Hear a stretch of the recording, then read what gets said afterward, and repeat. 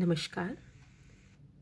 मैं डॉक्टर रेनू जौहर अपनी व्याख्यान श्रृंखला में आपको सभी पोषक तत्वों के बारे में बताऊंगी। एक कथन है, जान है तो जहान है। और अगर हम चाहते हैं कि हम स्वस्थ रहें, सुरक्षित रहें, हमें कोई भी रोग ना हो, तो हमें संतुलित और पौष्टिक आहार लेना आवश्यक है।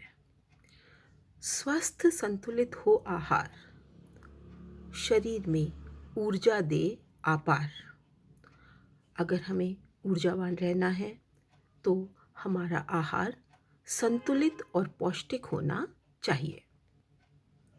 संतुलित आहार वह है जिसमें सभी पोषक तत्व उचित मात्रा और अनुपात में उपस्थित हों। पोषक तत्वों की बात करें तो 6 पोषक तत्व हमारे शरीर के लिए आवश्यक हैं।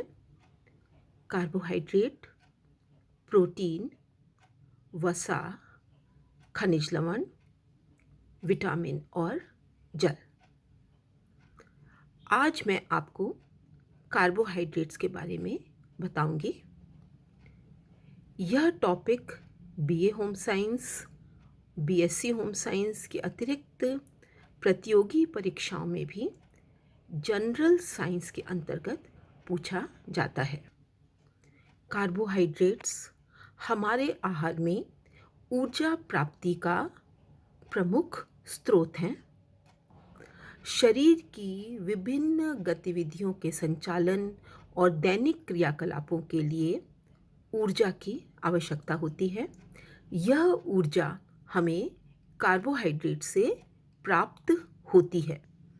कार्बोहाइड्रेट के स्रोतों की बात करें तो हमें यह हमारे भोजन में गेहूँ, चावल, मक्का, बाजरा, ज्वार, गुड़, चीनी, शकरकंद, आलू आदि से प्राप्त होती है।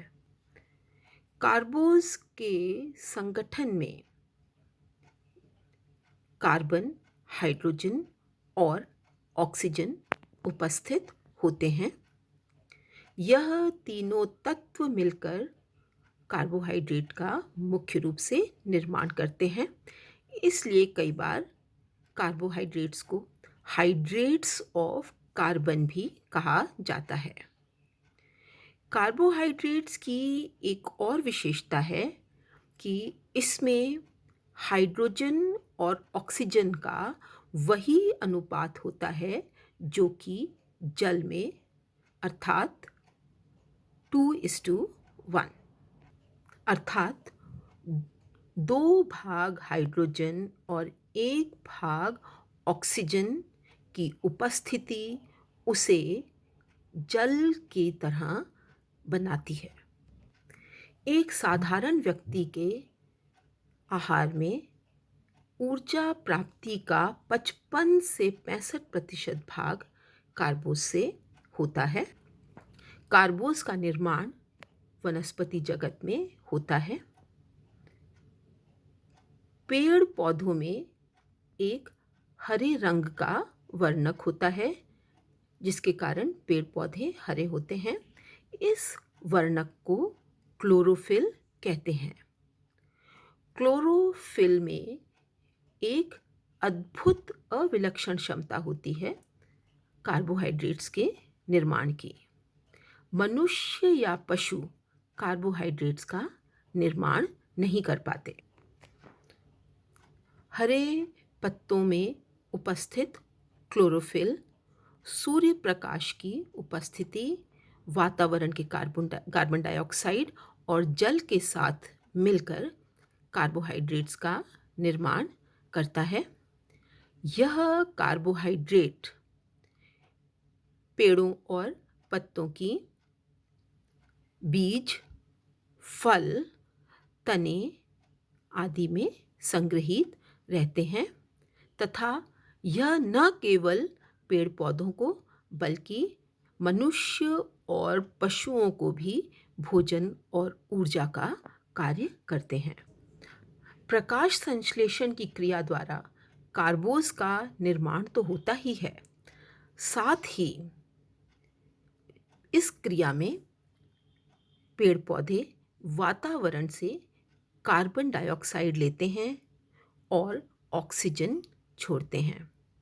इस तरह वातावरण को स्वच्छ रखने में भी सहायता प्रदान करते हैं। तो ये था आज एक कार्बोहाइड्रेट्स पे इंट्रोडक्शन। और अब हम जो कुछ आज मैंने बताया है उसको हम सम अप कर लेंगे। पहला, कार्बोज ऊर्जा प्राप्ति का प्रमुख स्रोत है। दूसरा, यह हमें गेहूँ, चावल, बाजरा, मक्का, जौ, ज्वार, आलू, शकरकंद, चीनी, गुड़ आदि। कार्बोज में कार्बन, हाइड्रोजन और ऑक्सीजन मुख्य तत्व हैं। कार्बोज का निर्माण वनस्पति जगत में ही हो पाता है।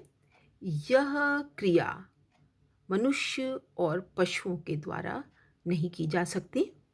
प्रकाश संश्लेषण की क्रिया के द्वारा न केवल कार्बोहाइड्रेट्स का निर्माण होता है, बल्कि वातावरण को भी स्वच्छ रखने में यह सहायक प्रक्रिया है। धन्यवाद। अगली व्याख्यान श्रृंखला में मैं आपको कार्बोहाइड्रेट्स के वर्गीकरण के बारे में बताऊंगी। धन्यवाद।